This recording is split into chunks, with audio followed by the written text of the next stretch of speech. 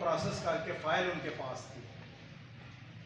جب یہاں پہ انہوں نے چیک دیا تو جعفر صاحب موجود تھے, کیبنٹ موجود تھی, انہوں نے چیک اپنے گروپ کے 2 صاحبان کو پیش کر دیا, جو کہ وہ چیک جو ہے وہ باہر کے کسٹوڈینس کو دینا چاہیے تھا. قصہ مختصر, جب الیکشن ختم ہو گیا تو وہ فائل ڈھونڈنا شروع کی, تو وہ فائل پتہ چلا کہ فائل تو ان کے گھر میں ہے. تو میں نے اس وقت نائب صدر تھے شیخ صاحب, ان سے درخواست کی کہ آپ ان سے نہ مجھے فائل لے دیں تاکہ ہم ٹرانسفارمر کا پروسیس شروع کریں. اگر انہوں نے نہیں لگوانا تو باہر کی ریکوائرمنٹ ہے دوستوں کی, تو وہ فائل بارہ مجھے شیخ صاحب کہنے لگے, شیخ صاحب یہاں پہ موجود ہوں گے, ہاں شیخ صاحب تشریف رکھتے ہیں, مجھے کہنے لگے کہ میں اور آپ اکٹھے چلتے ہیں. میں نے کہا میں نے نہیں جانا, وہ فائل باہر کی جو ہے وہ ایک پراپرٹی ہے, امانت ہے. بہرحال وہ تقریباً فروری کے اینڈ میں وہ فائل مجھے مل گئی, اس کا پروسیس کروایا اور 15-16 لاکھ روپے کا وہ جو ہے ڈیمانڈ نوٹ بن گیا. اس دوران چودھری اسد ضیاء صاحب نے قمر زمان قاہرہ صاحب سے رابطہ کیا, تو انہوں نے کہا کہ اگر ہم خود ٹرانسفارمر پرچیز کر کے دیں گے تو ہمارا 15 لاکھ کی بجائے یہ 10 لاکھ میں یا اس سے بھی کم میں کام ہو جائے گا. اور دوسرا ہم یہ کریں گے کہ یہ ٹرانسفارمر جو لگا ہوا ہے اس کو بھی بچانے کی کوشش کریں گے. تو اس میں قمر زمان قاہرہ صاحب نے ان کو گیپکو کے چیئرمین کو کال کی, اور ان کی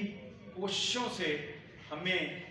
جو ہے وہ اجازت ملی اور ہم نے خود پرچیز. پہلے تو انہوں نے کہا تھا ایکسین صاحب نے میں خرید دیتا ہوں, آپ پیمنٹ کر دیجیے. آخری دن تک جب انہوں نے نہ خرید کے دیا, دسمبر آ گیا, تو ہم نے, میں نے ذاتی طور پر ہاں, تو اس میں نے 5.5 لاکھ روپیہ ادا کیا, اور ٹرانسفارمر جو ہے 8-9 لاکھ روپیہ میں کاسٹ کرتا تھا, چونکہ میں روزانہ پرچیز کرتا رہتا تھا, ہمارے سی این جیز پہ بھی لگے ہیں, مختلف پروجیکٹ پہ لگے, تو وہ انہوں نے مطلب سبسڈائز کر کے مجھے 5.5 لاکھ روپے میں ٹرانسفارمر دیا, جو کہ یہاں پہ لگ گیا. دوسری میری واپڈا والوں سے یہ کوشش تھی کہ یہ جو ٹرانسفارمر پڑا ہوا ہے اس کو ہمیں بھی لگوانا ہے, چونکہ اس کو جو ہے یہ ہمارا یہ بار روم ہے, بینک ہے, اس کے لیے, تو وہ بھی ہم نے اس کو جانے نہیں دیا. 50 KVA کا یہاں پہ ٹرانسفارمر پڑا ہے. یہ ٹوٹل سٹوری ہے کہ جو محبوب صاحب نے مجھے حکم دیا. سب سے مشکل بات ہوتی ہے, سچی بات تو یہ ہے کہ آپ اگر اللہ کی رضا کے لیے کوئی کام کریں, اور میں نہیں چاہتا تھا کہ یہ میری زبان سے یہ کوئی بات سنوانے کی کوشش کرتے.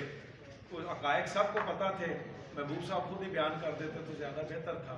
لیکن بہرحال حکم ہوا تو میں نے یہ عرض کر دیا کہ ایک ٹرانسفارمر ابھی امانت ہمارے پاس پڑی ہے اور ایک لگ چکا ہے, اور اس کی گائے بگائے میں جو ہے اپنا